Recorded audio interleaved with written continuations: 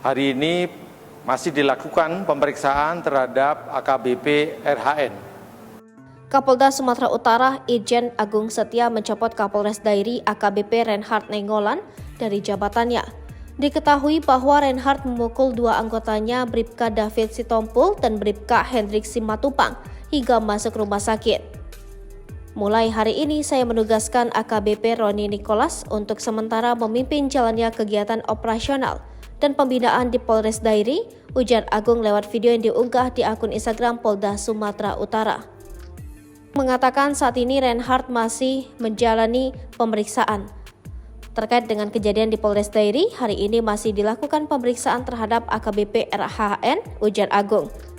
Sebelumnya diberitakan Kapolres Dairi AKBP Reinhard Nainggolan memukul dua anggotanya, Bribka David Sitompul dan Bribka Hendrik Simatupang, hingga masuk rumah sakit. Pemukulan yang terjadi pada 28 Agustus itu berawal saat Reinhard melihat tidak ada yang berjaga piket sekitar pukul 4 waktu Indonesia Barat. Reinhard kemudian memanggil petugas piket lewat handy-talkie, tapi tidak ada jawaban.